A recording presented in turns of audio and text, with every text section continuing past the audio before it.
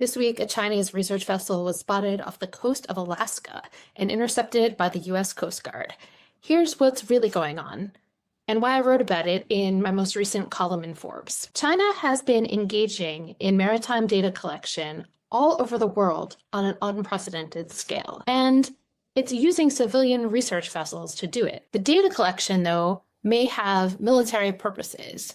Australia, Japan, South Korea, lots of countries are very concerned about this because what they seem to be mapping, what they seem to be really interested in, is possible routes to the South China Sea, possible data that could help them with a military invasion of Taiwan. They've been active around Taiwan. They've been active around Guam, which is, of course, part of the United States. Some of these so-called civilian research vessels are carrying buoys that can do extensive research on the ocean floor.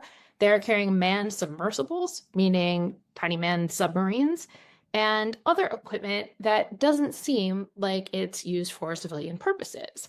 Under international law, doing research in the exclusive economic zone, doing maritime data collection, maritime survey research, requires the permission of the coastal state. Now, some types of research don't require permission of the coastal state, which is where it gets confusing, but maritime survey research certainly requires notification and permission of the coastal state, which China is not doing. International law would forbid these civilian boats being used for military purposes, and it's sometimes difficult to tell exactly what kind of research China is doing. So China is playing with international law by making it unclear what types of research is being done by these civilian vessels. They're eroding principle of the law of war if they are using these civilian vessels for military purposes. Distinction between military and civilian object is a core principle of the law of war. Why? Because military vessels would be valid targets under the law of war, and civilian vessels would not. So if these civilian vessels are being used for military purposes, this distinction, core distinction of international law, the law of war, is being undermined and blurred. Also, not asking states for permission to do survey research in their coastal waters when international law requires it also erodes a core principle of a core convention of international law, specifically the UN Convention on the Law of the Sea. Now, the US hasn't ratified the UN Convention on the Law of the Sea, a fact that China likes to rub in our face. However, we, the United States, do follow most of the UN Convention on the Law of the Sea because what it does is codify customary international law. It writes it down. So even if the US hasn't ratified it, it follows custom, which is an older and some would say even more authoritative source of international law than UNCLOS itself, which only came into existence in 1982. So what does the United States do about it? What does the United States and also its allies who are affected do about it? Well, if you don't use your rights, you lose them. So the US and its allies really need to band together to assert their rights under international law. And one of the things they can do is call China out for this. So China's response to having its research vessel intercepted by the US Coast Guard is very instructive here, because what China did was try to turn the tables in its newspaper, which is the mouthpiece of the Chinese Communist Party, the Global Times.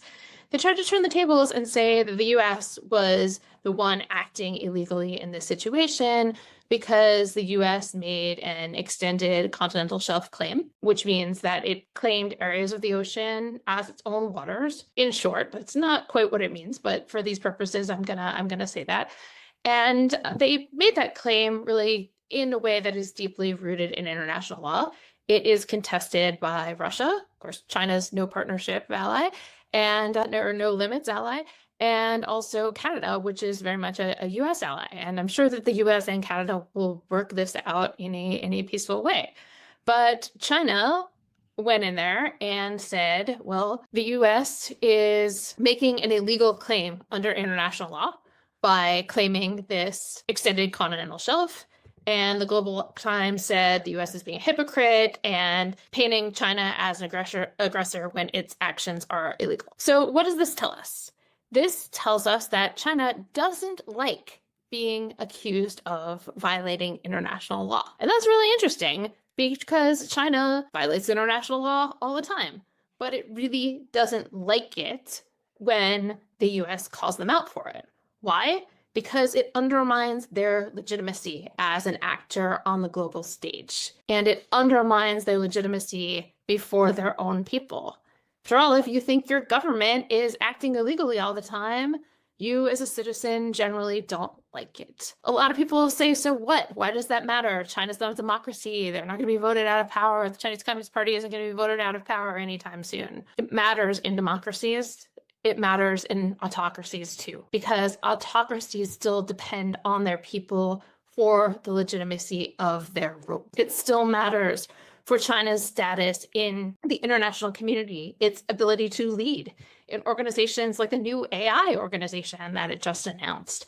It matters for its ability to lead and gain allies and partners on the international stage. If people don't believe, if states don't believe that China is going to follow international law, they're not going to partner with them. They're not going to trust them. They're not going to believe that they follow the rules-based international order that the world has agreed upon and tried to set up. Law, I like to say, is the language that states have agreed to speak. Law is the starting point for any negotiation between states, because it is the starting point for what they have agreed to already. There's always going to be debates over interpretation of international law. That's what lawyers do. We argue over interpretation of the law. But a lot of these debates are settled. The US works very hard to engage in dialogues and discussion with our allies and partners to come to shared understandings of international law. And the interpretations that China is putting out there are not majority interpretations. Often they're China's own interpretations, and often they are contrary to the intent of what international law was designed to mean. The narrative that China is trying to put out there is incorrect, and they are trying to create a narrative that undermines the US position and that undermines the rules-based international order. The US and its allies need to care more about this, and so do you. For more on current events and for more on law and strategy,